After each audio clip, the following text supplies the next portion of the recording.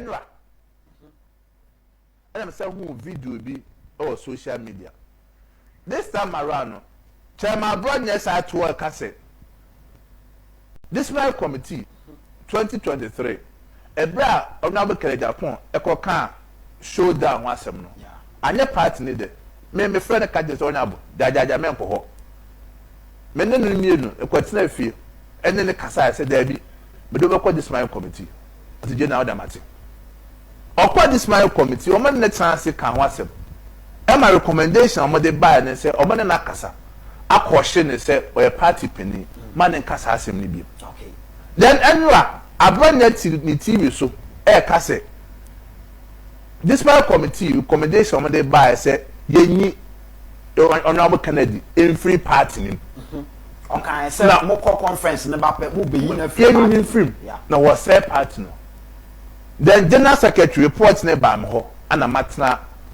report no so enya no kwe and me say how say bi o ya regional chairman who ne embro party no so hwe edu baby a obeka say be a party no nipa ya relax kakra because they do to say contest dem mo kwa kasa ba ko nwene bo ebu etimi fra wachi echire ne no akasa we dey oye no munjai enkoso but you will live wo ho a wotra na person chese so wo so sen party no okay every say how can you regional chairman sit down and say this private committee the report about ya kase empam party penny film about report bia anyone sir wasa abo general secretary din e won say me na matna sa report no so we enye misinformation say bia o kasem keko we dey wo attack a person direct say what go nipa din wom enye say me say me yin kofo din afri abom ene dey ana umo bia din ana woka but the moment I will assume or being tiding there, it moved from misinformation and say a breach of duty as a member of the party. It's a petition and a general secretary. Me and my petition said, as some waka from home. It's a make I say me try my income, have a can was what petition? Me and my petition this my committee said, as some waka no, obey one. It is an Ukrainian was said, Sassam Akoso. Ikum and that's all be so do a party anymore. And I said, will be a young bear man so do a party. Oh, you're regional chairman. Understand you are regional chairman. You are not bigger than the party. Say the party a brave do crowd, national chairman and general secretary. And one person now what better said the take my party and said, it's me away. But I'm not this my committee.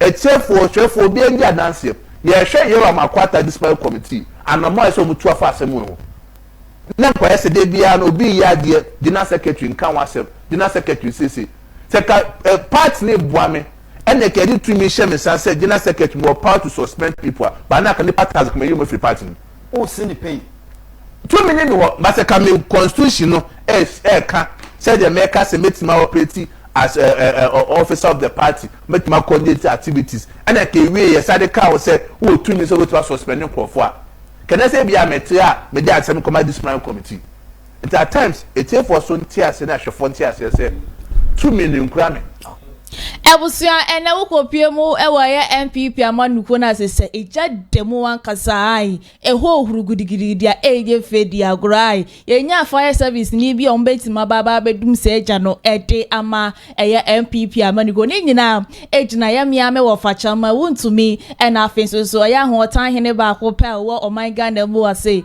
eye Abronye DC omo sem omo begina mpinsie so eka ye eye Abronye DC be betina ne platform so eka chere Ghana NPP amanuko any delegate say wa wendro support anfama eye Dr. Baomia bia no obeyi udin e de free eye Abonye so ena mia me wofa ye chama wuntumi ba ko pe ai wono so ebeka say 2023 eye Abonye mo de eto aba no eno ano wu ejina so nyankopon bo a 2026 abato eda NPP amanuko no enimu no wo mo e de sa eye Abonye na ena san so ekwakwa to aba ni nyina ko kopie wo social media enye fedi agro anso wonoma wo see with that Dr. Bawumia obia ni wonoma obetimi ababaye omampeni anaso babetimi ababeli di NPP amanuko no for 2028 neisam yo kwakaye enrada me be so mo kra ka je se me wo fa se AI na so ko guarantee interview ewo eye Adom FM na wo chire mu ka se neisam a wakane no ano wakan ba bi ogina no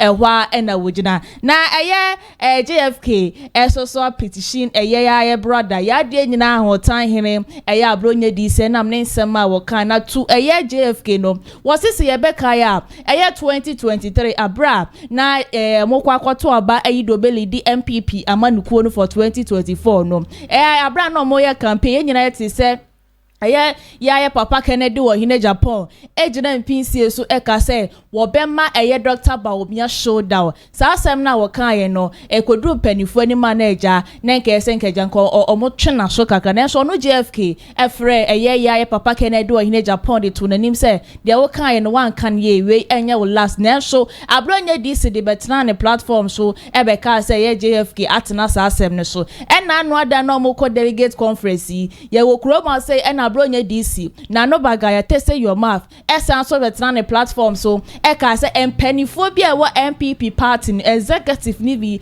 ayo madwene sa mo no Abronye DC no wo kan wo bi kura se Yakopon boa na sa delegate conference na mo ye no wankramantem wonom no wo mo wie se kimpe wo mo kan wo se Kennedy hine Japan ye ba be pamono de free party ye sin nyina sa na eja ebusuyanfo sa na ye ndro na Abronye DC kwatena ne platform so a ye se worker sa sem we nyina ne ntro ketenkete ne de datem bia Abronye DC asha azie se wo di miame papa JFK atem ya pe na JFK akọ petition Abronye DC a Kennedy supporters won ba ni agiye papa je fedi agromosi an we na ye hwehwe we na ye hwehwe no my Ghana mu wase kwasa abrante ye di atem ache abrante aye niema bia ensen fata party na chene so na mabumani egu so this the time ayesa mo twe na so ewo kro bata Abronye DC se on want to obi a case ewo kro mas na so abusuya ye ba be petition nko ade masa de tie bia no suspension no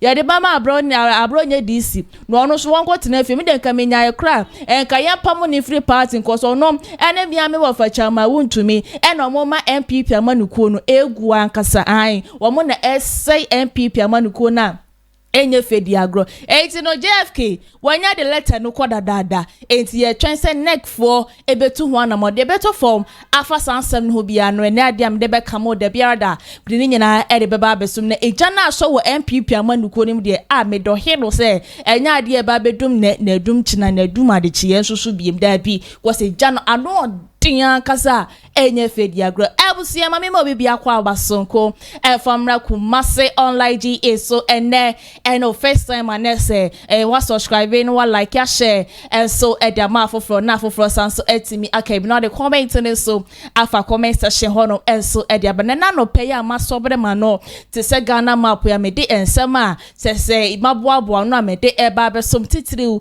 ene NPP amanuko no nipo eniko nyumaku asomasene Kumasi online media school na asomasene se me de ensema nyina so de eba be somo mepemo no mekomu details na ejade wo mo bia no matimi aboboso nyina so de amamedi ene wo himalen kwonu hyiame na the ATOP eri so awali ase wo betimi so aframe hana ATP bebia menam bia so no mejo fel so kaba so ewo hodo na abusia me hyansam no asede a na se me hyase the afri NPP amanuko num still now no eja no egusua deli woman kasa there is a fire on the mountain run and Abronye eche egu James also na chama wuntumi won so do so wanti so dogo bi enu abe ewo kroma se nkrofo we mienu nyina no ye from se omo ye rei can say regional chairman ye ba na Asante region ya se ya miame wo fa chama wuntumi na ye regional chairman isi ado so open national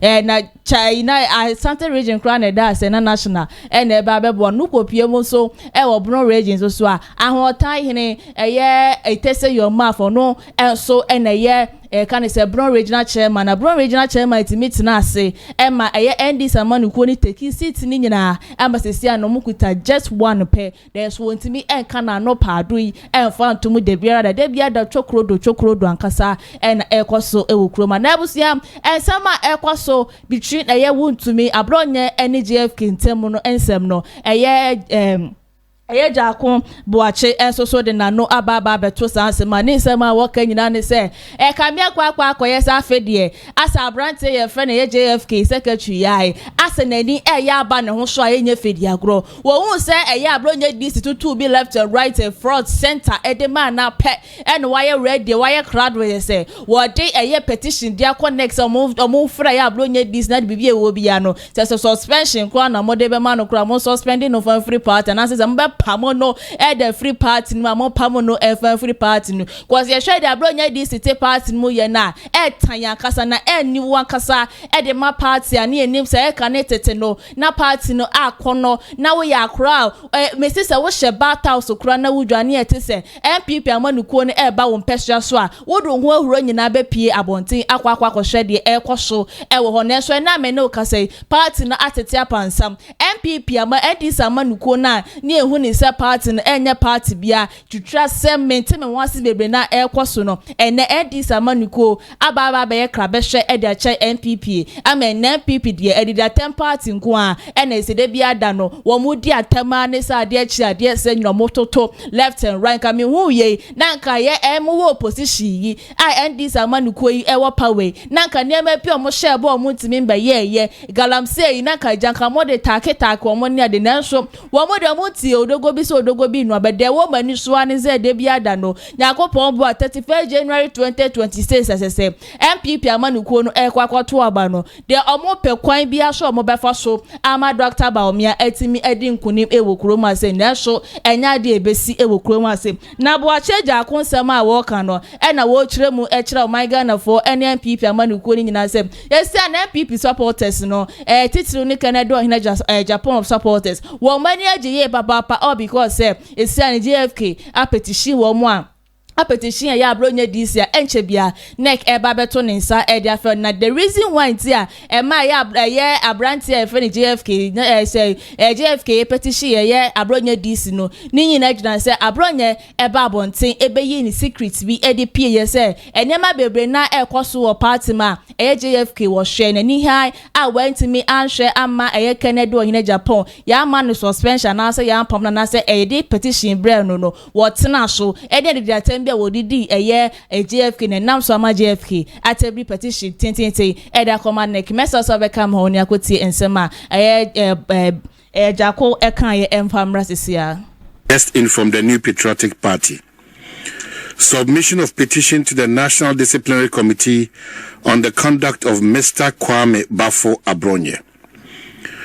The National Secretariat of the New Patriotic Party wishes to inform the public and all stakeholders that the General Secretary, Mr. Justin KODUA, has formally submitted a petition to the National Disciplinary Committee regarding the conduct of Mr. Kwame Bafo, popularly known as Abronye DC.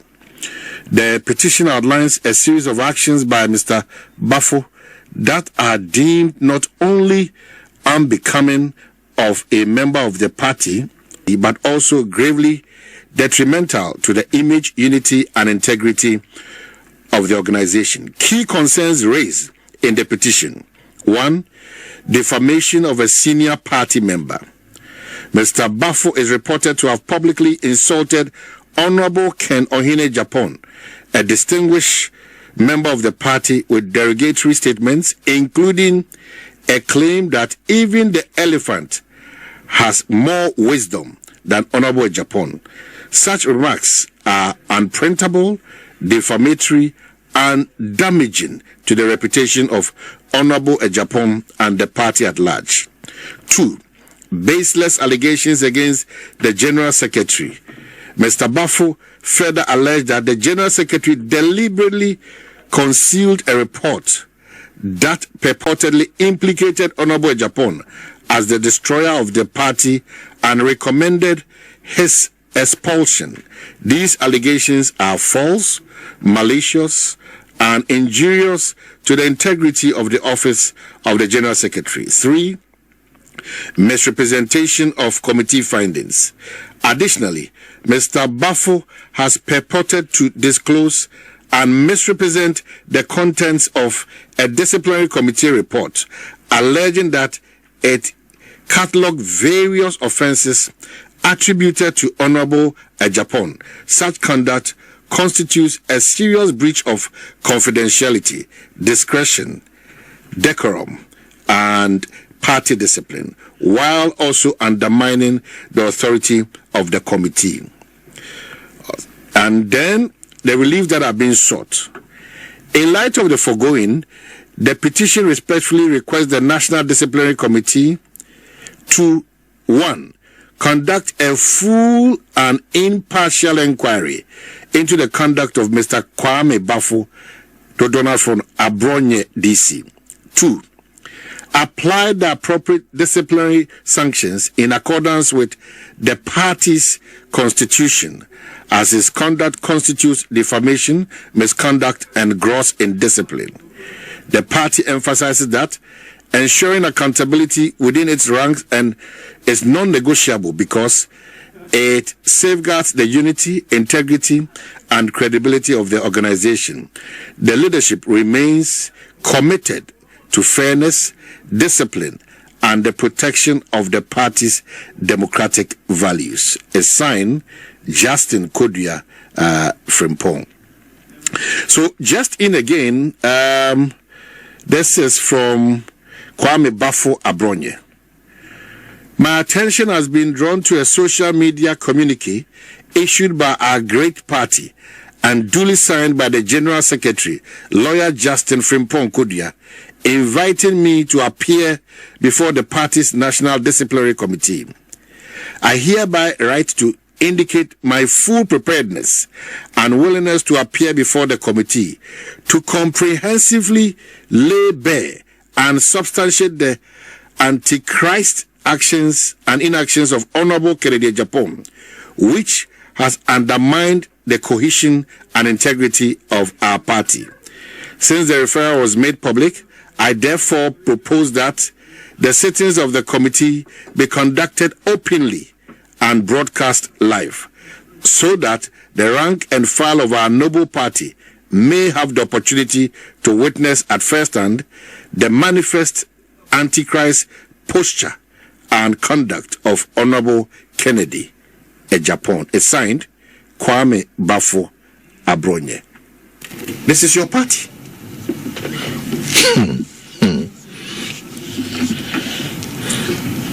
Ariel. Nedikai General Secretary Asambeton anymore. Ne Jumane say Obetro Sality under Article 4 of the Constitution, disciplinary processes. To Juma. So as to whether how Abronye was served, I don't know, because in response to man appear say only the social media and so no, you don't serve. I don't think say. I don't know if that is the case, but General Secretary draw the required letter or the abba. I want to assume, say, Abronye was duly served, properly and duly served. And that's what I want to assume. Unya such a letter, you respond in a manner a tea party name. Okay? And yen semina ne yeka. Asem bia wo ekwan ye fa so kanu. Bia ye kanu. So asɛm bi so wɔ hɔ a wohome so ansa na woyia no wobisa me a NPP, there's too much talking in the public. Kasana dos. So no, enye no na Ghana for epetio. She Ghana for or to aba ana aban bia obe or pa abanya or pe obia or be solve the day-to-day problems. Ye did there politicians ye did there no. And impress Ghana for sao. They didn't know. In fact, a year she was sorry no pa. I feel no pedu koko bianum. No politicians yet to radio so na ko and it doesn't solve the problem. It doesn't solve the problem. And man headache cry. And to ye as politicians, I was say a tia say. Your Germany say ye de solutions Ghana for in their day-to-day problem. A lot of times, sir, journalists be invited me na confrontational issue. Now, see, look, so reframing, and I will say, what dream chire youth unemployment and say me no bekasa. Na se we akoti we na we akokawe sagrono mimi ni sagrono. The Ghanaian public wants to hear from politicians how we are going to deal with their issues and solve their problems. Enti koka no respectfully MYA. So mimi aketo Abronye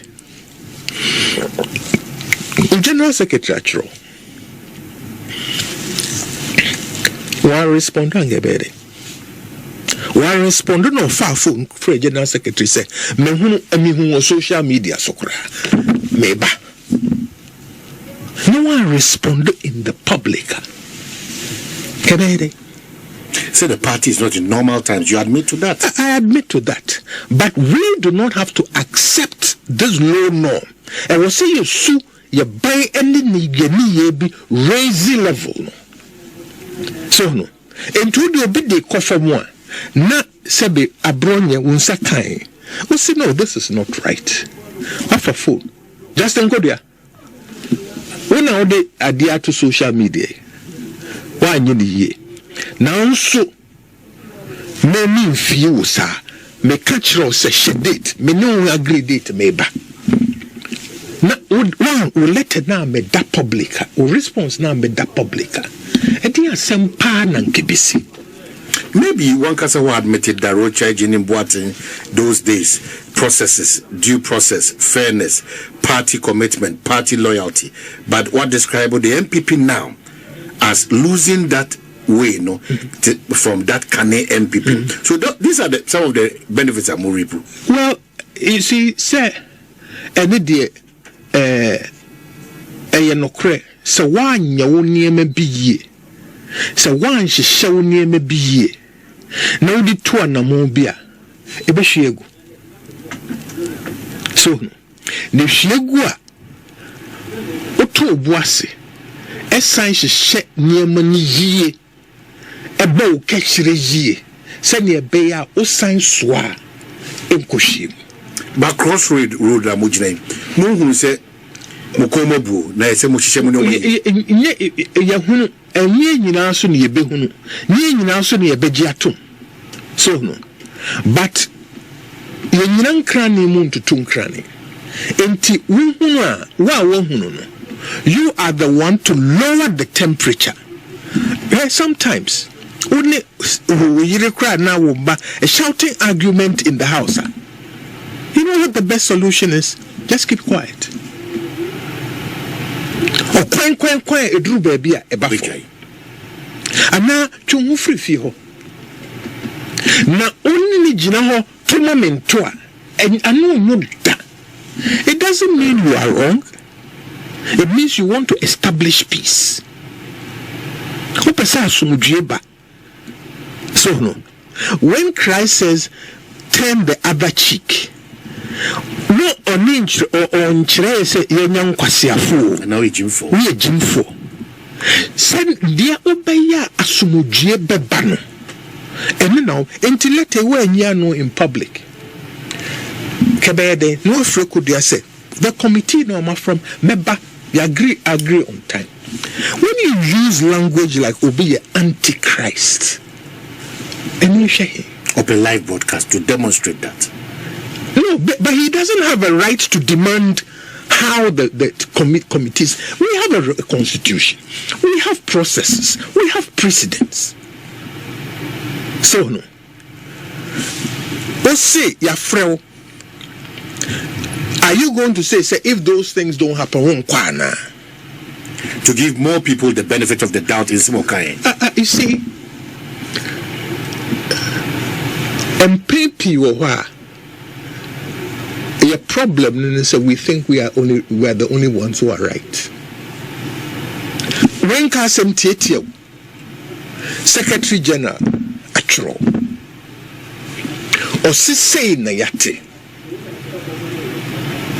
you, Secretary General, a bian kaminyaya, enka o survey me properly through the due process. Abronye, mubia ni mbebia mewo. Enti nka mo de letter be share me nsem ana woni me WhatsApp substituted service woni me WhatsApp woni me email ena mo de brebe na ankoto social media enka me penesa. But nevertheless we general secretary why mistake kura no me Abronye esan se me pass umdwe wo party dum ti do wo de yen fa no nto nchen kodua invitation no mapene so meba. This is the agreed time. Katiti kasemi ka kochiri bebia e wasachiri. Wukwa asem kura wasa wobeka no waka. Fear without fear and favor. So no. Now sometimes so ya ye suban bia etwa mu kono. Ene de desane maybe eswaba. Katasu mwimuaso asamba yes ye pasem surasem ti asem bi ba ye ka na akoye konyo ye dia faha ne ye dia faha asamba na wangwa ye ni am mu nokre ampa mu anka sa trouble sina edibo but udni ni pebisu din koma. Some of the issues somebody up and say until January 2026 some of these measures, this impunity akukudu edi bonia kan semen sem fata sa need any boa anyhow sa party na intimin kan see any until that point it's difficult to get that. Well ye nipa na yegu party nipa ho adwuma so eden. I was saying, ntiase bi ni atenka se yesom party. Abusuya etino ya BOAKYE AGYARKO ne nsem na se yakwa akotie ede aba wo kire mu ka se ye hwe eye bia me wo facha ma wontumi e na afin so ya Abronye disia wo mo nse kra mfata kra se ombe ye chairman kra wo manga ne mu ase na se NPP amanu because this year no do mo ye no ase eni ada honom too much omo ne nipa e so mo say NPP amanu ko ne papa enye fedi agona afi so se GFK GFK ka Abronye disia man be di watema en ka ne Ghana fo suka se JFK nti wo pe wo ma brati mo man suspension mani free party san ko amedi watema ka be tebi letter ten e da connect se neck for ja wo mo pamo na so mo man suspension free party nim enam sa fe die wo hu se ye bi atenka no wo ti wo widwe muzi no wo nya ho atebi letter ten say ye nko ne go petition ye Abronye dis ba Abronye dis wo so on to obi a case okro ma say one fa ho na mo ye list mistake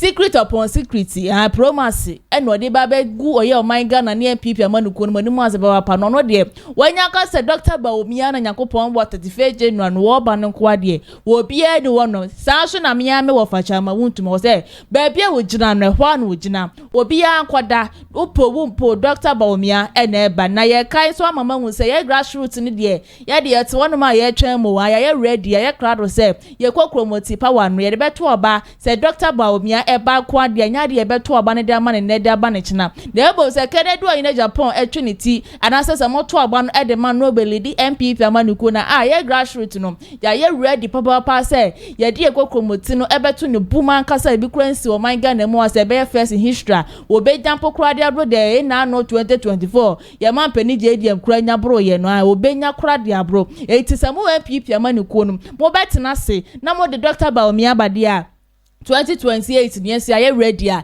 ye twam say kokromoti no Yakopon boy no wan fa ye de no ama be kam ho ti no ye so ye betena se ye fie ni eje ya pefufuo bi adi na samo we na mkoti no position bi ma e bia na honom no musunya no e be ma dwona mo betimi edi aresete ye party no e wo honom ma say ye BOAKYE AGYARKO say what to be left and right and kasa e di ama Abronye DC and afenso so chama wuntumi eni JFK ebusu ame to ame sem ne so na ebusu a e wo ye NPP amanuko na zigi edin sembia beto ya be fontentan fide so anisa ma wo kanyina ne se eya Abronye DC ahontan hini eni chama wuntumi senka be ye pan keja eya Dr. Bawumia enka wonyu omfri ye ne camp mu kura ne nka ye hu ye du Dr. Bawumia 2024 wakwa wie enti sei edi abre ye NPP amanuko ne sensi an mo kwa to abayi do bedi nkan da ma NPP amanuko a enka senka wo tena se ye na wo dwene na ejanka wo ma wo mo ben wo no kan sempa edigu wasum na so mo ben hu ni nyina na so mo metwa ho ahia ni nyina no sebe nyansa no enhyeda eni wono mo sa as omugu wani mu asiankasa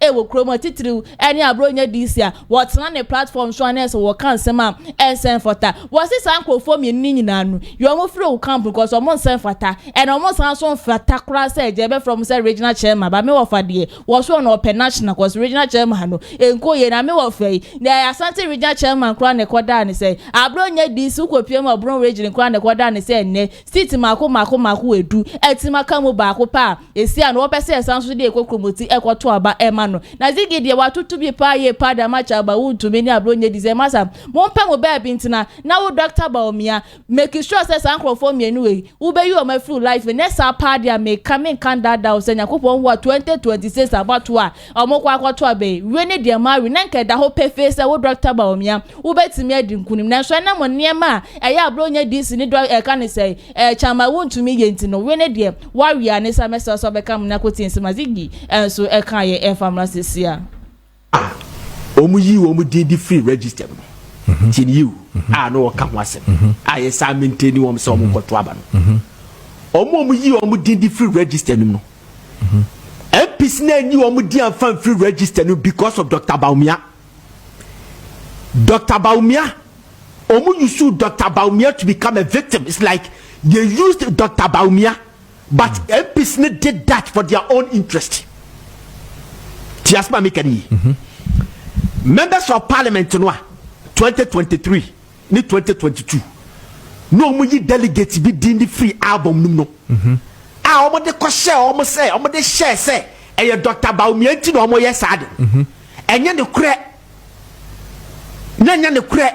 No more yes for their own interest to maintain omudu omu nkofo ebeto abadia momo and eshishem to vote for omu MPs to go back to parliament and not Dr. Bawumia ntra chama wuntumi ni Abronye DC makache Dr. Bawumia campaign me say omu kati sankofo e free campaign nim no see den kati no tie mama ka sem cho you see you nipa o ye famous and you want you popular obi a we famous e wo ho and you popular ho there's a difference between the two. Chairman to me is famous, Abronye DC is famous, but they are not popular within the NPP party. But this is the chairman you are talking about though. They are not popular popular chese ni papa wasam ye koto abado wante. NPP foko to aba amori ye wanti say omo ani e blebu omo so omo na ama NPP elusu no na chema wuntumi no wanti sane ye so aka ho wanti se watra the TV so ensem wo keka ensem anu wo keka na ama NPP ko opposition masa po bia babia Dr. Bawumia lidi ministers members of parliament declare support by Dr. Bawumia and you claim that Dr. Bawumia will win, but someone you are taking the shine, jeopardizing your friend said Dr. Bawumia's victory. Why do you have to say this? This is totally unnecessary. Is it not the reality? Oh yeah, campaign the amobia. Do we have to go to that tangent? Nenye reality no kano. Reality bay. Anamadi kakato say, adie no omoye ye no. Initially the buy no. Eye MPC na ye for interest not Dr. Bawumia. The American what I say. I have told them, me say, me akabwa jible be catch them. Me catch them penny for me do say 92.9. Who percent but Dr. Bawumia wini. No owinia. Candidate bia kuma dane yam eto ne yam no timi campaign edema Dr. Bawumia. You people should mute Chairman Wontumi ni Abronye. Mute them. Amon kama no pado, mon kama no pado. Kawa no pado. Sisi e koto aba sisi a. Na Dr. Bawumia win ya. Who campaign for Dr. Bawumia? Asema wake. Because top to down approach nearby. Yeah. Yeni na yet say they did that because of Dr. Bawumia mebwa. Sure. And no be abetia say. Nipa ya maintain woman no. You maintain woman mama koto aba ma Dr. Bawumia. You have to say this. Why? I did today say okay as a party chairman. You should have known better. And no me be what Dr. Bawumia wi. And no ma papa wa ye Dr. Bawumia and no ma be pa wa ye. Want me anka bia mpampe and who delegate no support and to about Dr. Bawumia so beka say Dr. Mamudu Bawumia nti and ye maintenance ankofo we say. We all deserve to be a chairman. I'm telling you. Oh, Ziga. What deserve saying? Mebao. A chairman of a party, Ashanti, a whole Ashanti region, and say Ashanti region 61%. 78 to 61%. Now you better abano wachiro DNT ye be yes adi we and I make a child will say such a person what the neighbor chairman assemble ba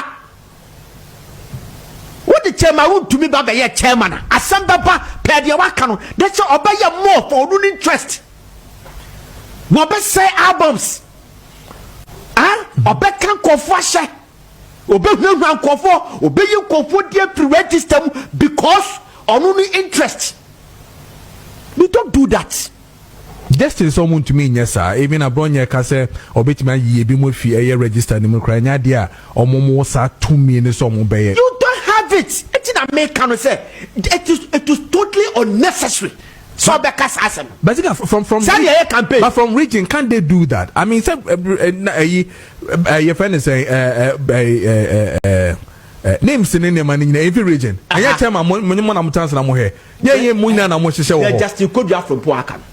Any the way on my yard no. Tisi ade on my yard. There's no way I will bet me a regular the election. But I'm telling you about fact.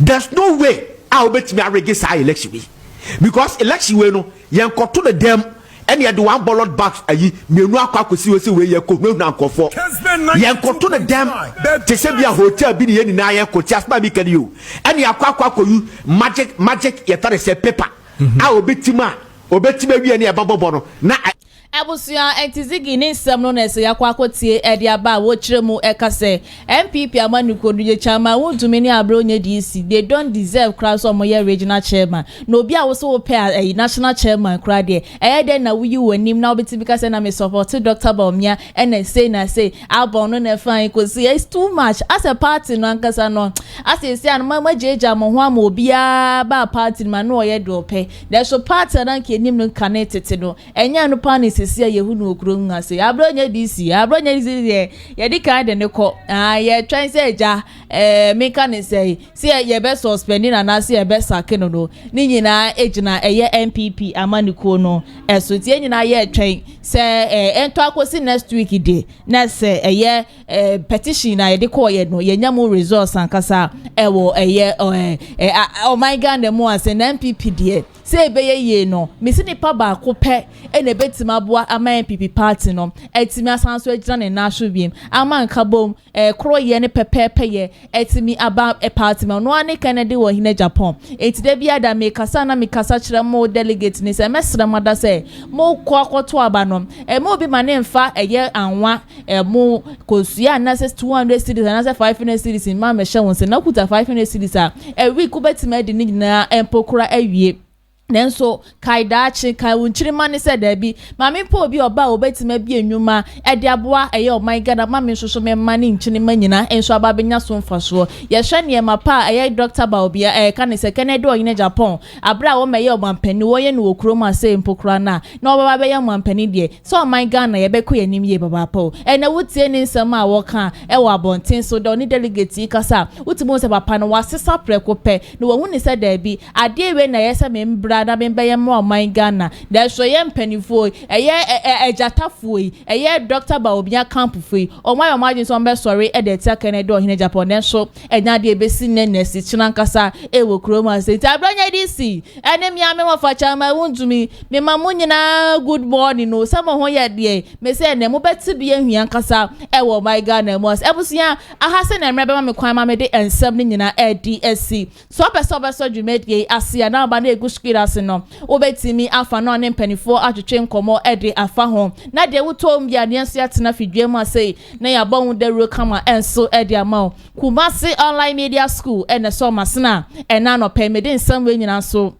ade ebeso mo se wo pebi de school papa de tutu anamawe na be pm wa say forms no 100 Ghana cedis pe wo pewe na wo epede eba ni journalism ni production ye ready ya claro say ye be che watena se na ja ya kire we nya de board bi e ba be so no ma be kire abeda ni we bi da bi we wura ha se ya pe na de wura practical room na de wo bi ya no ya to ye bo ase a kire wa de kama ma won so just 3 months pe won so aba be yen central mapa kasa wo my Ghana mo asitutu anama one be piem wa ase ye kira kwan enya yira kwan ye wa squati ya mas no na ye ni wo mu edi enhwe ni mutu doduru na ofre number na se wo hu ase akra ketu akra ya won kra be so won sa de wa ba be piem wo fidie mu ase de better for afa nsem ene de me de be so mu bia nya de be kam de biara da de wo bia so me de ba be so mu ene wo ko piem wo MC o de na se kwadwo ye bo an nsa no adwuma na se etwagu wo kasafoni na videos na etwagu ni nyina no ono ane ensa no na se eja etwagu nyakopon ensa ne ye papa sanso ena executive producer enso Mr. Daniel yebo twedi amponkwame ento inshira engu ne so no ma ne kwatenti na be odi nan besi bia so no enye inshira emfa ema no medi ene wo hima Lincoln ushiame na the ATOPA ni so sawale ase ubetimi so aframe hana ATP bebe me na bia so no major fel so for now na de makronya kopon bo echina yesanso bedin shemo biom bye bye.